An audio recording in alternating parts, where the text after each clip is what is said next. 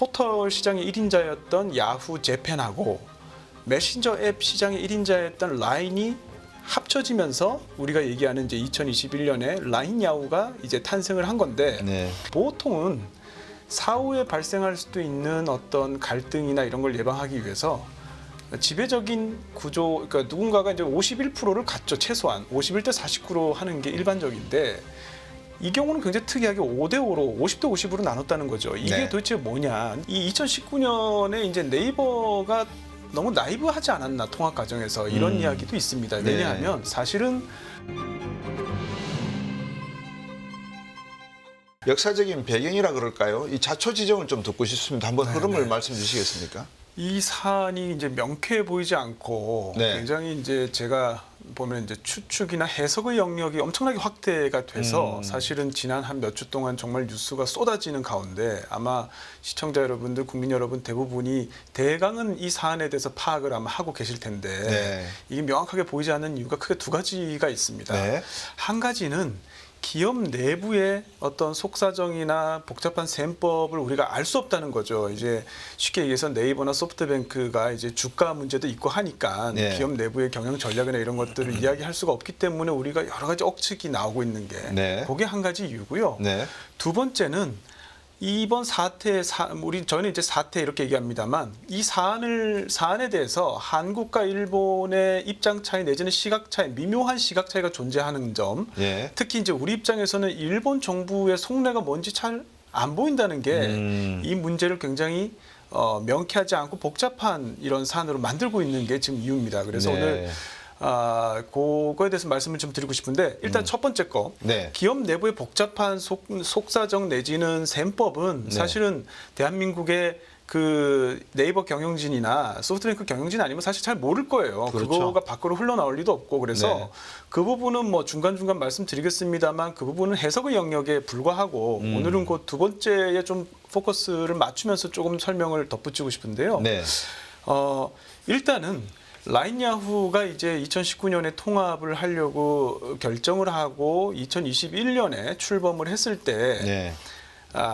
경영진의 숫자도 그렇고 대표이사도 그렇고요. 그 이사진 숫자도 그렇고 일본 측이 사실 많았습니다. 대표이사도 네. 일본인이었고요. 그래서 우리 생각과는 달리 당시 이제 통합을 했을 때 일본 측에서는 사실 일본 기업이라는 인식이 국민들도 많이 가지고 있고 그래서 경영은 일본이 담당을 하고 네. 기술이나 데이터 관리 측면에서는 이제 네이버가 담당을 하는 그런 네. 구조로 처음부터 이제 시작을 했기 때문에 예. 여기서 총무성이 행정 지도를 했을 때 제가 일본 정부라든지 외교 라인이라든지 이런 데서도 이야기도 좀 청취를 했는데 네. 총무성은 아마도 이렇게 생각을 했던 것 같아요.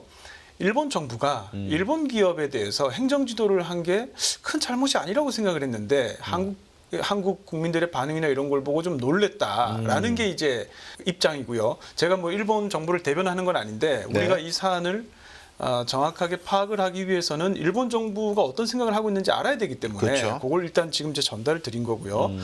그 다음에 사실은 그 부분이 이제 부딪히는 거죠. 저희는 네이버라는 한국 기업이 네. 13년 동안 만들고 힘들게 키워놨더니 일본 정부가 강탈하려고 한다라는 시각을 가지고 있는 반면에 일본에서는 그냥 일본 기업에 대해서 일본 정부가 행정 지도를 내린 것뿐이다라는 일단 그 시각 차이가 존재를 하고 네.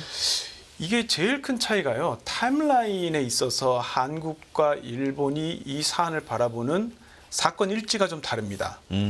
한국은 어떻게 생각하냐면 뭐 저희가 이제 보도된 걸로 충분히 아시겠지만 일단 우리는 이 사태의 출발점을 2023년 11월 정보 유출로부터 시작합니다. 그게 네. 원인이었다라고 이제 시작하는 거죠. 예. 그래서 2023년 11월 달에 네이버의 이제 자회사이자 라인야후의 위탁사이죠. 네. 거기서 뭐 직원 컴퓨터가 멀웨어에 감염이 됐다 뭐 이런 이야기도 있습니다만 네. 사실은 이 부분도 블랙박스예요. 예. 지금 여러 이야기가 들려오는데 이게 사건인지 사고인지도 명확하지 않고 사실 이제 네이버 측에서는 정확하게 알고 있겠지만 이걸 밖으로 사실은 이야기하기는 어려운 부분이 있겠죠. 네. 그래서 사실은 이 부분에 대한 이해관계가 굉장히 첨예하게 얽혀 있는 게 있고요. 일단 저희는 이 부분에 대해서는 뭐 블랙박스로 남겨두고 일단 여기서 개인정보 유출이 한 50만 건 이상 있었다는 건 사실로 이제 밝혀진 거잖아요. 네.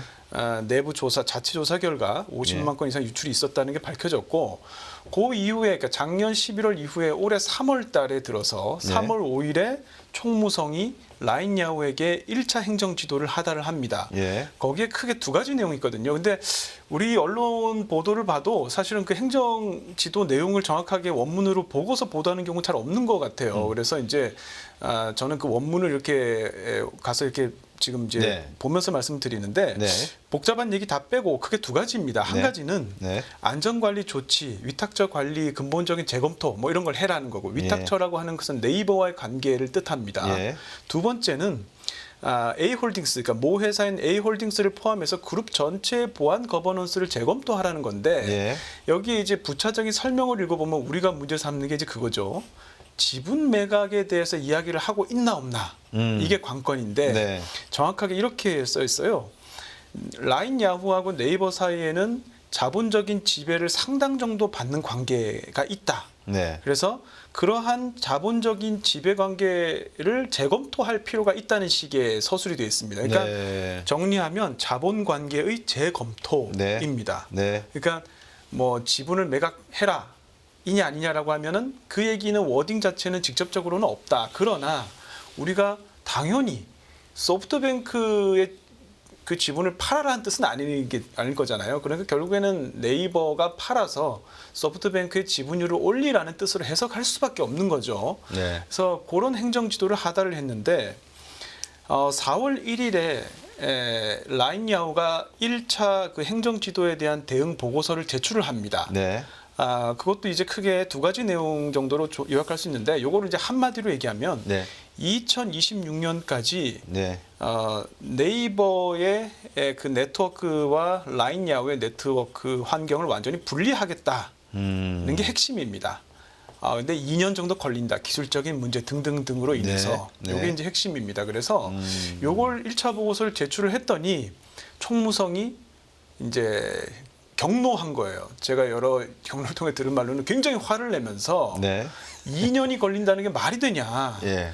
지금 정부 유출 문제가 조금 이따 말씀드리겠습니다만 한 건도 아니고 지금 계속해서 유출이 일어나고 있는데 2년 동안 한다는 게 말이 되냐. 근본적인 원인이 뭐냐. 이게 지분관계 때문이냐 뭐냐. 할 수 있는 거 다 동원해라 해서 두 번째 이제 행정지도가 4월 16일 날 나오거든요. 네. 2차 행정지도의 그 내용은 핵심은 복잡한 거 다 빼고 가속화라는 말이 계속 나옵니다. 네. 빨리 해라라는 거죠. 예. 그러니까 2년 동안 걸려서 2026년까지 분리하겠다는 그 조치에 대해서 굉장히 총무성이 화를 내는. 아마 이제 저희는 생소할 거예요. 정부가 기업에게 화를 낸다니 이게 생소할 건데 요건 뒤에 다시 설명을 드릴 거고요. 네. 또 그 상황에서 대응 보고서의 제출 기한이 지금 7월 1일로 못 박아 놓은 상태입니다. 네. 그러니까 반대로 얘기하면 라인야후 측에서 즉 네. 네이버와 소프트뱅크의 협상 시한도 1차 시한이 7월 1일 전까지는 뭔가 답을 내야 되는 상황이고, 그 과정에서 지금 5월 8일 날 라인야후의 유일한 한국인 임원진 이사진이었던 신중호 CPO가 퇴임을 결정을 했죠. 네. 그래서 이대로 가면 6월 18일 이후로 되면 6월 18일 이후부터는 전원 이제 일본인 이사진이 라인야후를 경영하는, 지배하는 뭐 이런 구조가 되게끔 지금 이제 스케줄상으로는 나와 있습니다. 여기까지가 네. 지금 우리가 파악하는 타임라인입니다. 그러면 우리 국민들이 생각할 때 이 지분 구조가 지금 50대 50이라 그러셨잖아요. 네네. 그러면 일본 측은 예를 들어서 49대 51 정도만 해도 만족할 수 있는 거 아니겠습니까? 네네네. 근데 왜 이 지배 구조를 가지고 일본 총무성이 이렇게 집요하다는 표현은 그렇지만 우회적으로 일본식으로 네. 빨리라는 네. 이야기를 하고 있는가요? 네. 제가 일본 정부나 이제 이런 쪽에 서부터 이제 들은 답변은 네. 이거는 공식적인 답변은 아닙니다. 네. 그런데 이런 이야기를 합니다. 사실 일본 정부가 관심 있는 거는 지분은 아니다. 포커스가 거기가 아니라는 거예요. 무슨 말이냐면 사실 경영은 2019년 통합 결정하고 21년에 출범했을 당시부터 사실상 일본 측에서 즉 네. 소프트뱅크가 해왔다. 사실상 경영을 해왔기 때문에 경영을 뭐 더 확보하고 경영권에 대해서 관심은 전혀 일절 없다. 네.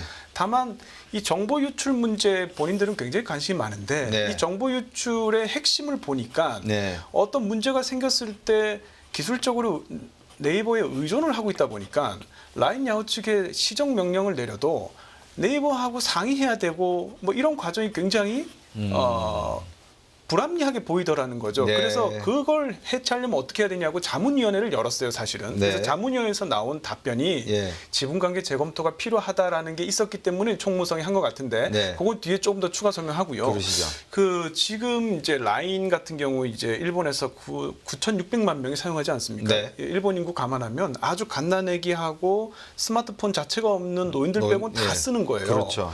그래서 사실은 기업들이 굉장히 많이 씁니다. 라인웍스라고 해서 네. 뭐 미팅하고 뭐 자료 주고받고 할 때 많이 쓰고 있고 그 다음에 뭐 메신저뿐만이 아니고 정부도 예전에 썼어요. 특히 지금도 지방 정부가 쓰는데 코로나 지원금 같은 거 할 때 라인으로 신청하고 하거든요. 예. 그러니까 사실 라인은 일본의 공공망 그러네요. 기능을 합니다. 우리의 그 카카오톡이랑 거의 비슷한데 네. 이게 사실은 대만이나 태국, 인도네시아까지 합치면 유저가 2억 명인데 카카오톡의 4배, 5배가 넘지만 수익성은 생각보다 크지 않다는 게 문제의 핵심이기도 합니다. 이게 왜냐하면 네. 동일본 대지진 2011년 3월에 동일본 대지진이 있고 나서 네이버가 라인 서비스를 일본에서 시작했다라고 한 건 잘 알려진 이야기입니다만 네. 2년 만에 유저가 5천만 명까지 늘었거든요. 네. 엄청나게 빠른 속도로 늘었는데 생각보다 수익은 많이 나지 않았습니다. 이게 사실 메신저는 뭐 수익이 나는 모델이 아니잖아요. 그렇죠. 그러니까 여기에다가 이커머스나 뭐 앱 결제나 이러면 핀테크를 연동을 시켜야 되는데 아시다시피 일본이 워낙 디지털에 뒤처져 있다 보니까 다른 서비스를 연동이 쉽게 잘 안 되는 거예요. 그래서 사실은 이제 네이버 입장에서도 라인을 운영하면서도 이걸 미래를 보고 이제 계속 어떻게 보면 손해를 보면서도 가지고 가는 측면이 컸는데 그렇죠. 그렇다 보니까 결국에는 최종적으로 이거를 앱 결제 서비스를 연동을 시켜야 된다는 게 이제 하나의 핵심이었고 네. 그래서 2019년에 페이 전쟁이라는 게 발생하거든요. 네. 그러니까 네이버는 라인페이를 보급시키려고 했고 예. 소프트뱅크는 페이페이라는 결제 앱이 있었기 때문에 예. 두 이제 기업이 사실은 이제 붙은 겁니다. 예. 맨 처음에 이제 포문을 연 거는 소프트뱅크였거든요. 2018년 11월에 야크오크의 나게짜오 캠페인이라는 걸 합니다. 이게 뭐냐면 예. 100억엔 줘버리자 캠페인인데 예. 마케팅인데 페이페이 결제 앱을 사용하면은 20% 환급을 해줘요. 그래서 100억엔을 거기에 씁니다. 마케팅 비용으로. 네. 그러니까 이게 엄청나게 이제 붐이 부니까 네이버가 맞불 작전으로 300억엔 마쓰리라는 캠페인을 하는데 이게 뭐냐면 300억엔을 이제 축제처럼 써버리겠다. 네. 그래서 이 라인 그 결제 앱을 쓰면 네. 송금을 하면 1,000엔 정도를 주겠다. 예. 이래서 300억엔을 3배를 써버립니다. 그러니까 소프트뱅크랑 네이버가 출혈 경쟁 치킨 게임을 막 하고 있는 거예요. 근데 그렇게 하다 보니까 네이버가 2019년에 이 마케팅 비용이 330억엔까지 들면서 사상 최대 적자를 기록을 하거든요. 네. 라인이. 그러면서 이 굉장히 이제 출혈 경쟁을 하는 가운데 한편으로는 미중의 빅테크 기업들이 이제 일본을 노리고 있었습니다. 그러니까 구글, 아마존, 텐센트, 알리바바 이런 기업들이 막 진출하려고 일본 시장에 네. 그러고 있었거든요. 네. 그러니까 이게 손 마사요시가 생각을 해보니까 이러다가는 이제 정말 어부지리로 미중 빅테크 업체들한테 이 시장 다 넘겨주겠구나라는 이제 이 위기감을 느낀 거예요. 그래서 손 마사요시 회장이 먼저 이제 제안을 합니다. 우리 이러다가는 이 시장 다 뺏길 것 같으니까 우리가 협력을 해서 미중과 다른 제3극을 하나 만들자. 그렇게 해서 시작돼서 이제 통합의 이야기가 시작이 된 건데요. 결국에는 포털 시장의 1인자였던 야후 재팬하고 메신저 앱 시장의 1인자였던 라인이 합쳐지면서 우리가 얘기하는 이제 2021년에 라인 야후가 이제 탄생을 한 건데 네. 지분 구조는 뭐 많이 알려져 있습니다만은 5대5로 A홀딩스라는 지주회사를 만들고 네. 그 A홀딩스라는 지주회사가 지분을 64.5% 보유하는 형태로 자회사를 라인야후로 네. 이제 지배하는 이런 구조잖아요. 네. 근데 지분 구조는 네이버와 소프트뱅크가 5대5지만 사실은 이때도 A홀딩스도 그렇고 라인야후도 그렇고 이사진에서 일본 측이 더 많고 실질적인 경영은 소프트뱅크가 담당을 했다라고 이야기되고 있고요. 이렇게 된 데는 도대체 5대5로 한 이유가 뭐냐? 방금 질문하신 것처럼 보통은 사후에 발생할 수도 있는 어떤 갈등이나 이런 걸 예방하기 위해서 지배적인 구조, 그러니까 누군가가 이제 51%를 갖죠. 최소한 51대 49로 하는 게 일반적인데 이 경우는 굉장히 특이하게 5대5로 50대 50으로 나눴다는 거죠. 이게 네. 도대체 뭐냐. 근데 이 부분은 사실은 기업의 블랙박스에 해당하기 때문에 아무도 진실은 모르지만 지금 두 가지 정도 추측해 볼 수는 있을 것 같습니다. 네. 한 가지는 예. 이게 소프트뱅크의 전략적인 측면이라는 거죠. 사실은 이 5대5의 지분 구조가 소프트뱅크에 있어서는 생소하지는 않거든요. 네. 미국에 진출했을 때도 이런 지분 구조가 있었고요. 이 소프트뱅크라는 기업 자체가 어떤 사업을 비즈니스를 키우는 게 아니라 이미 커 있는 비즈니스를 M&A를 통해서 이렇게 합병하는 예. 형태로 지금까지 기업을 해왔고 네. 그래서 뭐 알리바바에도 투자하고 쿠팡에도 투자를 했죠. 네. 그런데 이 소프트뱅크가 여러 방식이 있는데 5대5로 합작을 제안을 하기도 하고 사업이 될 것 같으면 지분율을 더 늘리기도 하고 돈이 안 들 것 같으면 지분율을 빼기도 하고 충분히 수익을 거뒀으면 지분을 빼고 투자자로 물러서기도 합니다. 알리바바의 초기에 투자 많이 했다 지금 지분 많이 낮췄거든요. 네. 그러니까 소프트뱅크 입장에서는 5대5가 전혀 생소한 게 아니고 이게 앞으로 사업을 확장하는 데 있어서 도움이 될 것 같으면 지분을 더 늘려서 아예 경영을 제대로 할 수도 있는 거고 아니면은 투자자로 물러서 좀 줄일 수도 있고 네. 그게 하나 있고요. 두 번째는 이 2019년에 이제 네이버가 너무 나이브하지 않았나 통합 과정에서 이런 이야기도 있습니다. 왜냐하면 사실은 5대5의 지분 구조라는 것은 무한 신뢰에서나 가능한 거거든요. 그렇죠. 예.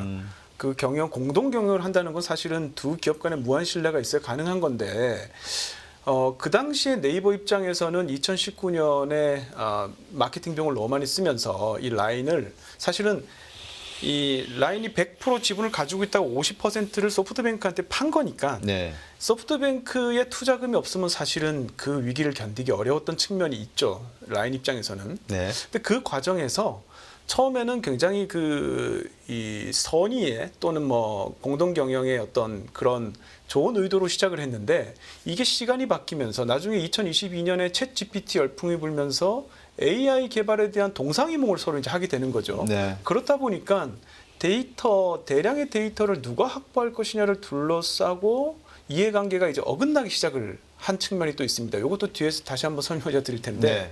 그러면서 사실은 그 지분 구조 5대5라는 게 굉장히 이제는 거추장스러운 이게 정리해야 되는 관계가 이제 된 측면이 있죠. 네. 그래서 하여튼 요 두 가지 정도로 우리가 추론을 해볼 수가 있을 것 같습니다. 예. 정보 유출이라고 하는 측면에서 보면 일본 정부로서는 상당히 민감하죠. 왜? 기술적인 부분이 한국이 다 잡고 있으니까 한국이 언제든지 원하면은 일본 관계되는 개인 정보를 다 빼돌릴 수가 있다라고 정부가 이용하는 모든 공공재에 대한 내용도 빼돌릴 수 있다라고 생각할 수가 있기 때문에 일본 정부로서는 상당히 민감하게 대응할 수밖에 없지 않았나라는 생각도 듭니다. 그렇지만 아무리 이 사회가 조금씩 벌어진다 하더라도 충분히 50대 50이면은 논의가 되고 앞으로의 미래 발전 가능성에 대한 양국 간의 협력이 바람직할 것인데 왜 총무성은 네이버에다가 지분을 팔았으면 좋겠다라고 하는 암묵적인 내용을 행정명령에 깔아놨는지 이 점이 또 궁금하지 않을 수 없습니다. 다시 말씀드리면 총무성이 사실은 기술적인 내용을 잘 모르지 않습니까? 그렇습니다. 근데 이렇게 이야기했다는 건 결국 네이버의 이야기보다도 손정희의 말을 라인 야후에서 야후의 이야기를 재팬 야후 이야기를 들었다. 그쪽으로밖에 생각이 안 되는데요. 그렇죠. 뒤에 또 설명하겠습니다. 이해관계가 일치한 부분이 있습니다. 정부가 지금 추진하고자 하는 AI 혁명의 방향과 예. 그러니까 IT 혁명에 뒤처졌지만 AI 혁명에서는 일본이 더 이상 뒤처져서는 안 된다라고 하는 그렇죠. 일본 정부의 어떤 방향과 AI 자체 개발에 적극적으로 나서겠다는 소프트뱅크의 어떤 기업 경영 의지가 네. 굉장히 합치하면서 또 지금도 설명드리겠습니다만 경제안전보장 관련해서 일본 정부는 일본 기업을 지원할 수 있는 법적 체제가 지금 체계가 만들어졌거든요. 그게 경제안전보장법이 언제 발의가 되고 통과가 됐습니까? 맞습니다. 그게 이제 예. 사실 굉장히 중요한 건데 예. 그 관련해서 좀 설명드리면 예. 지금 말씀하신 것처럼 총무성의 이례적인 이 두 차례 행정 지도도 굉장히 이례적인 거고요. 거기에 직접적으로 언급을 안 했다고는 하지만 지분 관계 운운하는 것도 굉장히 이례적인 겁니다. 제가 네. 이제 행정지도 일본이 1940년대부터 사실은 이 전시 체제 때 만든 시스템이거든요. 네. 기업을 전쟁하기 쉬운 어떤 전쟁 물자 생산을 위해서 이제 정부가 가이드라인을 주는 거죠. 네. 그래서 행정지도를 하는 건데 쭉 봐도 지분 조정까지 이제 관여하는 경우는 없어요. 근데 이게 왜 그러냐면 일단 처음에 아까 제가 이제 모두 그렇게 말씀드렸습니다. 한국과 일본이 이 사안을 바라보는 인식차가 그렇죠. 굉장히 크다 그랬는데 그렇죠. 정보 유출에 대해서도 차이가 있습니다.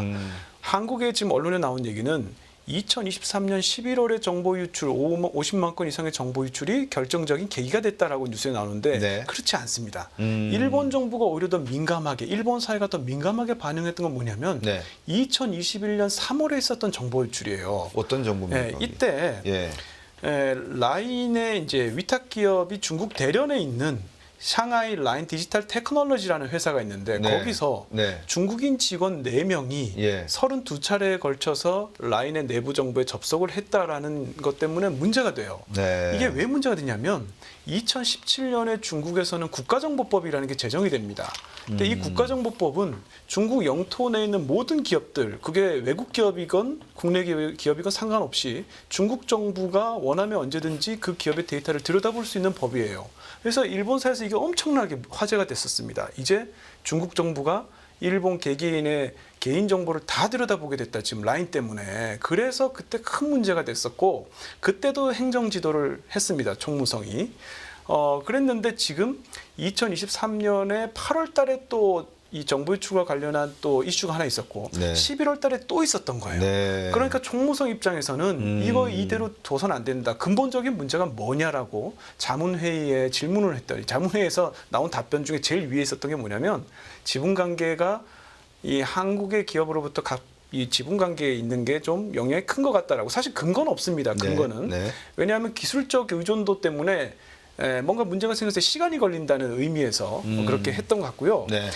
그 다음에 사실은 이런 설명에도 불구하고 그럼에도 불구하고 아니 시장 경제 시스템인 자유시장 경제 자유민주주의 시장 경제 시스템인 일본에서 정부가 개입해서 민간 기업의 지분 조정을 명령한다? 이건 사실 있을 수 없는 일인데 네. 어떻게 이런 뉘앙스까지 됐냐를 보려면 사실은 말씀하신 이 경제안전보장추진법 제정이 중요한데 일본에서는 2022년 5월에 예. 경제안전보장추진법이라는 게 제정이 됩니다. 예. 그리고 작년 11월 그러니까 2023년 11월에 예. 이 경제안전보장추진법에 기반해서 특정 사회 기반 사업자라는 걸 선정을 합니다. 네. 14개 인프라를 선정하거든요. 예. 그러니까 철도, 도로, 통신, 방송 등 국가의 경제 안보에 지대한 영향을 미치는 14개 인프라를 지정하고 그 안에 기업들을 하나하나 다 특정 사회 기반 사업자를 지정하는데 이때 예. 라인야후가 지정이 돼요.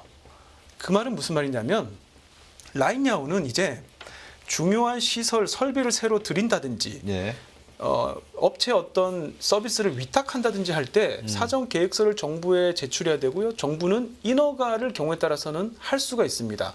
국가 안보에 굉장히 중요한 기업으로 지정이 됐기 때문에 이제는 라인야후에 정부가 깊숙이 개입해서 지분 검토도 그 차원에서 언급을 할 수 있는 그것보다 더한 것도 할 수 있는 사실은 그 시스템은 만들어졌습니다. 다만 여기서 주의해야 될 게 이번 그럼 사태가 경제안전보장법 추진에 따라서 나온 사태냐고 하면 그건 또 아닌 게 경제안전보장추진법에 기반해서 만약에 이 사태에 정부가 개입했으면 경제안전보장 담당 대신인 다카이치 사나에 씨가 주무 대신이 돼요. 네. 근데 이번에 지금 뉴스에 나온 거는 뭐 이토 히로부미의 고손자다 해가지고 지금 나왔던 게 총무 대신인 마츠모토 타키야키거든요. 네. 그래서 이번 사안은 경제안전보장법에 기반한 사안이 아닙니다. 왜냐하면 네. 2023년 11월에 특정 사회 기반 사업자로 라인야후를 선정하고 나서 6개월 유예 기간을 줬습니다. 네. 그 유예 기간이 저번 주 그러니까 5월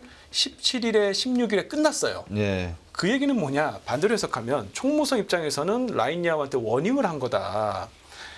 야, 5월 17일부터는 내가 담당이 아니고 경제안전보장 그 담당 대신이 직접 규제할 거야. 그러니까 3월달 행정지도 한 번 하고 4월달 행정지도 한 번 하고 총무성 입장에서는 이 사안이 지금 행정지도로 이제 끝날 사안이 아니다. 기업에게 명확한 시그널을 준 거죠.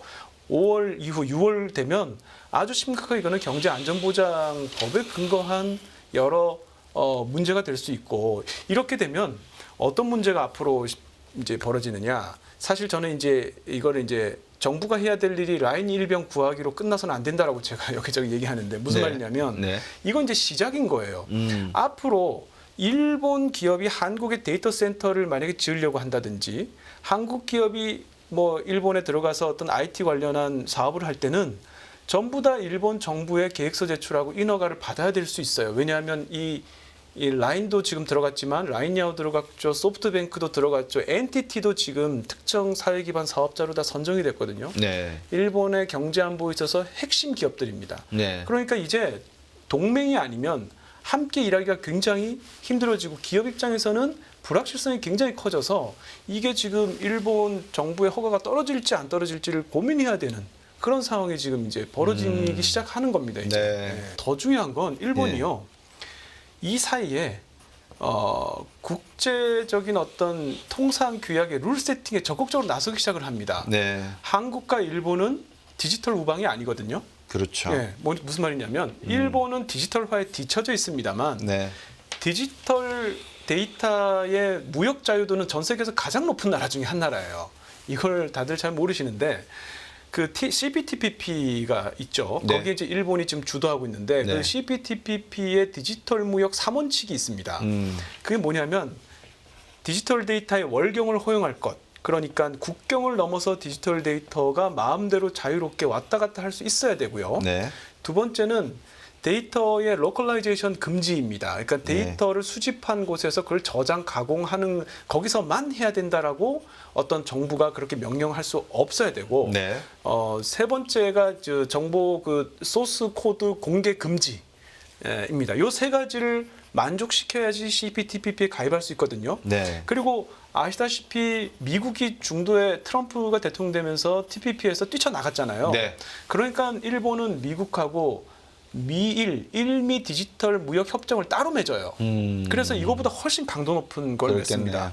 최근에 올해 들어서 그러니까 뭐 정확하게는 이제 4월 10일 날 워싱턴에서 바이든 대통령하고 기시다 총리가 회담하고 나서 미국의 빅테크들이 일본으로 투자를 엄청나게 하고 있거든요. 네. 오라클도 그렇고 뭐 아마존, MS, 그렇죠. 구글 엄청나게 투자합니다. 예. 일본이 차세대 AI 어떤 산업의 기지가 될 수 있는 그런 데이터 센터 짓고 있어요. 근데 네. 이게 여러 이유가 있지만 예. 데이터 센터를 미국이 일본에게 지을 수 있는 이유는 네. 디지털 우방국이기 때문이에요. 그렇죠. 네, 왜냐하면 미국 기업은 일본의 데이터 센터를 지어도 그게 전혀 국경을 데이터가 이제 넘어 다녀도 전혀 문제가 없는 지금 협정이고요. 로컬라이제이션이 안 될 그렇죠. 것이고. 네. 예. 그런데 이 한국은 지금 이 사실은 이제 캠프 데이비드 선에서 한미일 안보 협력하자고 말은 해놨는데 실체는 지금 없는 거예요. 디지털 무역 협정이 없습니다. 그렇다 보니까 일본 입장에서는 한국의 데이터 센터를 지을 때 굉장히 많은 경우의 수를 고민해야 되는 거예요. 이게 정말 뭐 제가 들은 얘기는 도대체 일본 정부가 그렇게까지 집요하게 지분 운운하는 그 이유가 뭐냐라고 하니까 뭐 이게 이제 정말 속마음인지 아닌지 모르겠습니다만 어떤 관료가 그 얘기를 하더라고요. 결국에 한국의 데이터 센터 지으면 혹시 중국이나 북한으로까지 이 데이터가 넘어가는 거 아닌지를 우려하는 일본의 보수 우익이란지 이런 사람들의 여론을 생각하다 보면 쉽사리 이 한국과의 기업 관계에 있어서도 그 지분에 결국에는 여론이 그렇게 움직인다는 거죠. 그래서 사실은 한일 관계가 4, 5년 동안 안 좋았을 때, 그러니까 제가 이렇게 비유합니다. 이혼 재판 이혼 하려고 이혼 신청을 해놨는데 중간에 둘이 만나서 사이가 좋아진 거예요. 그런데 재판은 진행 중이지 않습니까? 네. 그래서 법원에서 뭐 이렇게 하나 날라오면 이제 굉장히 황당한 상황이 되는 거죠. 근데 이제 정부의 대처도 저는 지금 좀 문제인 게 지금 어떤 분은 그렇게 말씀하십니다. 이거는 일본 정부가 민간 기업의 지분 운운하는 것은 국내법 물론이고 국제법에도 위배되고 국제 통상에 따르면 비례성의 원칙에도 위배되고 투자 협정도 이건 위배되기 때문에 이건 WTO 제소감이다 이렇게 말씀하시는데 맞습니다. 100% 맞는데 문제는 뭐냐면 지금 세상의 이 통상 룰이 WTO 체제가 아니라는 게 문제예요. 그러니까 일본은 경제안전보장법을 추진해서 그 위에 기업들을 세팅하고 정부가 적극적으로 지금 지원하는 시스템이 만들어지고 디지털 동맹들과는 서로 이제 공유하는 이 시스템을 만들어가고 있는데 한국 정부의 대응은 일단 민간 기업이기 때문에 네이버의 의사가 중요하고 네이버의 의사를 존중하는 차원에서 정부가 백업을 하겠다라고 나오면 이거는 WTO 체제 하에서의 대응 방식인 거죠. 그러니까 사실은 뭐 이거 제가 뒤에 말씀드리려고 했는데 제일 중요한 거는 빨리 어떻게 보면 한국과 일본 사이의 디지털 협정을 맺어야 되고 그러면 일본이 이런 논리를 쓸 수가 없어요. 예, 적성 국가도 아닌데 중국도 아닌데 한국 기업에게 이렇게 뭐 지분 운운한 얘기를 할 수 그 논리가 성립하지 않게 되고 그 다음에 무엇보다 급한 거는 우리의 경제 안전 보장 법안이 필요하고 거기에 맞춰서 네이버라든지 우리 카카오톡이라든지 이런 기업들 지정해서 사실은 지금 경제 안전 보장 이 이슈인 이 사회 이 국제 통상 룰에 맞는 뭔가를 국제 룰을 세팅해야 됩니다. 근데 그렇게 안 하면 우리는 일본은 소프트뱅크 정부가 소프트뱅크 지원하고 라인 야후 경제적으로 지금 지원하는데 우리는 지원하기가 애매해요. 왜냐하면 민간 기업을 정부가 어떤 법적 근거도 없이 라인에게 네이버에게 지원한다든지 카카오톡에게 지원할 수가 없잖아요. 그래서 굉장히 여러 문제가 산업 정책과 국제 통상 룰 세팅과 이게 굉장히 연동돼 있는 문제로 우리가 봐야 된다. 네이버 이제 지분 문제가 사실 우리는 관심이 많은데 제가 아까 말씀드린 것처럼 일본 정부는 지금 지분 문제는 솔직히 좀 뭐랄까요, 좀 식었다고 할까 그런 정도의 이게 아니고 왜냐하면 제가 총무성 일본 그 관료나 이제 외교관한테도 그 얘기를 했는데 총무성은 우리가 성인지 감수성이라는 얘기 쓰는데 반일 감정 인지 감수성이 너무 떨어지는 거 아니냐 이런 이야기를 지분 이야기를 했을 때 한국 국민들이 어떤 식의 이 반응을 보이고 생각할지를 그 예측을 못했으면 정말 좀 자료조사 안 해본 게으른 거다라고 했더니 정말로 총무성은 그렇게까지 생각을 못했던 것 같아요. 그런데 지금 보니까 사실상 경영권은 일본 측에서 지고 있고 총무성의 관심은 사실 정보 유출이 더 크고 그게 기술적으로 지금 라인야오가 행정지도를 지금 이제 대해서 대응책을 발표한 걸 보면 일단 기술적으로 이 네이버의 데이터 센터하고 완전 분리를 해서 향후 네이버를 통한 정보 유출은 없을 것이다라고 지금 못 박은 상태이지 않습니까? 그래서 더 이상 아마 한국 국민들의 어떤 국민 감정을 건드리면서 지분 조정을 집요하게 아마 요구하지는 않을 것 같아요. 그래서 50대 50으로 가는데 문제는 뭐냐면 이게 아까 제가 살짝 말씀드렸습니다만은 소프트뱅크의 손마사요시 회장과 일본 정부의 방향성이 굉장히 일치하고 있다라는 게 무슨 얘기냐면 처음에 손마사요시 회장이 네이버의 이해진 의장한테 제안한 거는 우리가 시너지 효과가 얼마든지 날 수 있기 때문에 미국과 중국의 빅테크와는 다른 제3지대를 만들어 보자라고 한 겁니다. 그런데 실제 해봤더니 메신저가 있고 없고의 차이만 있을 뿐 네이버와 소프트뱅크는 부딪히는 사업 영역이 너무 많은 거예요. 그래서 일례로 이 라인이 라인뱅크라는 인터넷 뱅크를 설립하려고 사실은 했었는데 그걸 소프트뱅크가 반대합니다. 왜냐하면 소프트뱅크는 페이페이 은행이 있거든요. 그러니까 사업 영역이 계속 충돌을 하다 보니까 이 두 기업 입장에서 생각보다 시너지가 크지 않은 겁니다.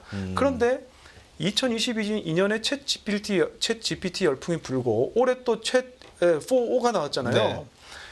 이제는 그 다음 산업의 먹거리 내지는 혁명이라고 한다면 IT 혁명에서 이제는 AI 혁명으로 간다는 흐름이 분명해졌고 거기서 소프트뱅크는 원래는 네이버가 개발하고 있는 AI에 투자를 할 생각이었습니다. 그걸 바로 철회했습니다. 철회하고 올해 무슨 발표를 했냐면 10조 엔을 들여서 자체 개발하겠다 AI. 네이버하고 이제 경쟁 관계에 서겠다고 선언을 한 겁니다. 그런데 여기에 맞춰서 일본 정부가 오케이 그러면 우리가 461억 엔 지원하겠다. 이 AI를 생성형 AI를 만들려면 슈퍼컴퓨터가 필요한데 그 슈퍼컴퓨터 정비 비용을 우리가 대겠다. 이거는요 그냥 사기업을 민간 기업을 정부가 지원해 준 게 아니라 경제안전보장법 위에서 특정 사회 기반 사업자이기 때문에 소프트뱅크가 국가 경제안보에 아주 중요한 투자기 때문에 정부가 지원을 해주는 겁니다. 그렇죠. 예, 법적 근거가 있는 거예요. 앞으로는 이런 식의 투자와 보호주의가 더 강화될 거고 미국 기업에게도 지금 보조금 주잖아요. 왜냐하면 동맹이니까. 그렇죠. 그런데 한국 기업은 지금 실질적인 동맹 협정도 아니기 때문에 애매한 상황인 거예요. 우리가 공동 투자를 하거나 뭘 하려고 할 때 한국 기업에게 주는 게 맞나? 경제안전보장법상에서 이게 이 디지털 협정만 있다면 동맹으로서 이게 되는데 그런 부분들이 있고 그래서 결국 이 소프트뱅크와 일본 정부의 이해관계가 일치한 거와 더해서 그렇게 하다 보니까 이제 생성형 AI는 방대한 데이터 학습에 필요한 방대한 데이터가 필요하고 그럴 경우에는 역시 라인이 가지고 있는 2억 명의 유저 데이터 이거는 네이버도 소프트뱅크도 절대 포기할 수 없습니다. 그러니까 지금 어떤 분은 이런 말씀 하시더라고요.